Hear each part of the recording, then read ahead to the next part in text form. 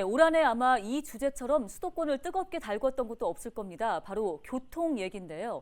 올해 정부 교통망 계획이 확정되면서 우리 지역에서도 참 많은 일들이 있었습니다. 오늘 이 시간에는 이세진 기자와 함께 이 내용 정리해 보겠습니다. 어서 오세요. 네, 올해 우리 지역 교통 이슈를 크게 세 가지로 정리를 해봤습니다. 첫 네. 번째 키워드는요, GTX 전쟁입니다. 야, 얘기 들어보니까 GTX는 당연히 나와야 되는 얘기인 것 같아요. 사실 부동산 호재로 꼽히는 만큼 논란이 많았잖아요. 특히 GTX D노선에 대한 얘기가 많았죠?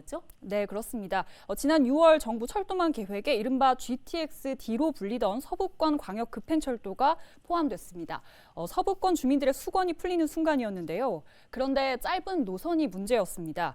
김포 장기에서 부천 종합운동장까지 이 노선 때문에 지역 주민들의 반발이 이어졌는데요.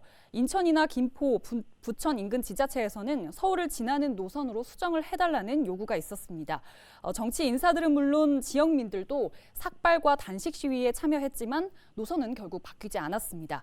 결국 노선을 보완하기 위해 일부 지자체가 후속 절차에 돌입을 한 상태고요.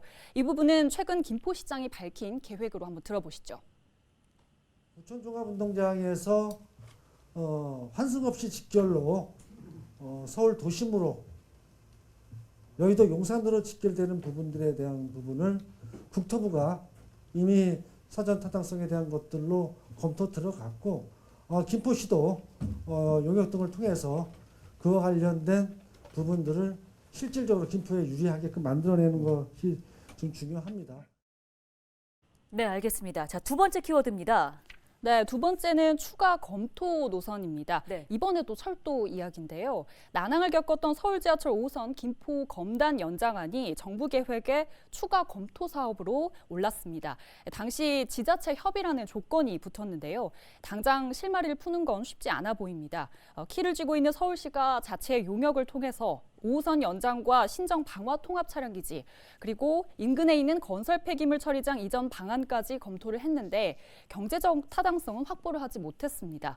김포시도 경제성 확보를 위해서 용역에 착수를 했지만 이대로 5호선 연장 계획이 사라지는 것 아니냐는 주민들의 우려도 계속되고 있습니다. 예, 자, 그렇군요. 이번에는 도로 이야기를 좀 해볼까요? 네, 마지막 키워드로 준비를 했습니다. 지하 도로인데요. 경인고속도로 이야기입니다. 경인고속도로 지하화 사업이 지난달 국토교통부 투자심사위원회의 심의를 통과했습니다.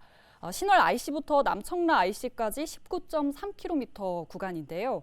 투자 심의를 통과하면서 지하화 사업에도 초록불이 들어왔습니다. 도로가 지하로 들어가면 당초 도로가 있던 공간은 일반 도로나 공원이 들어설 예정인데요.